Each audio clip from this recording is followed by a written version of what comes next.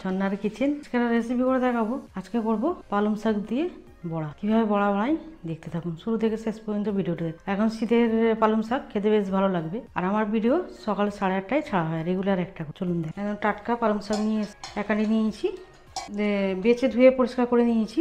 আর কিছুটা ধনে পাতাও নিয়েছি হাফ আটি। আর এখানে নিয়েছি কাঁচা লঙ্কা কুচি। আর এখানে নিয়েছি চানা ডাল বাটা বেটে নিয়েছি ছোট বাটি 1 বাটি। এখানে আমি পালং শাকটা ছোট ছোট করে কেটে নেবো, ডাঁড়ি সমেত দেবো। ডাঁড়িগুনি কচি কচি আছে, ছোট ছোট করে কেটে নেবো। সবগুনি কেটে নিয়েছি। ধনে পাতাটাও কুচি নিয়েছি, এরকম ভাবে কুচিয়ে নিয়েছি। এই ডালের মধ্যেই তুলে নেবো, ডাল বাটার সাথেই তুলে নিচ্ছি। এখানে কাঁচা লঙ্কা কুচি নিয়েছি, দিয়ে দেবো হাফ। এখানে অনেকটাই আছে। এখানে সাদা তেল নিয়েছি, তেলটা গরম বসিয়ে দেবো। তেলটা তখন গরম হোক।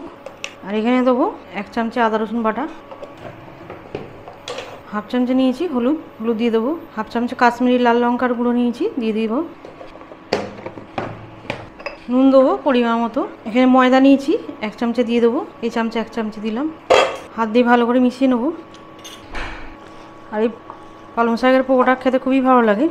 এটা সাদা রাইস দিয়েও খেতে ভালো লাগে, ডাল দিয়ে। আর এটা চা দিয়েও বেশ ভালো লাগে খেতে, অবশ্যই ট্রাই করবেন। আর শীতের পালং শাক খেতে বেশি ভালো লাগে। শাকটা খুবই নরম পাতা ছিল। ভালো করে মাখা হয়ে গেছে, তেলটা গরম হয়ে গেছে। এরকমভাবে দিয়ে দেবো। সবগুলো এইভাবে দিয়ে দেবো, গোল্ডেন কালার করে একদম ভেজে নেবো সবগুলো দিয়ে। গুনি দেওয়া হয়ে গেছে, এবারে উল্টে দেবো সব। এবারে উল্টে পাল্টে একদম গোল্ডেন কালার করে ভেজে নেবো।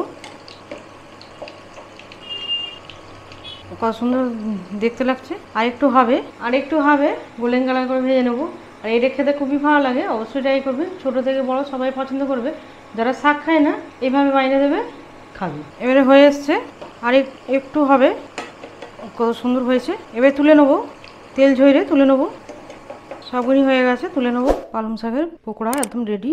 কত সুন্দর হয়েছে, একদম মুচমুচে আর ভেজে নরম। আমার রেসিপি ভালো লাগলে বন্ধুদের সাথে শেয়ার করবে, লাইক করবে আর সাবস্ক্রাইব করবে।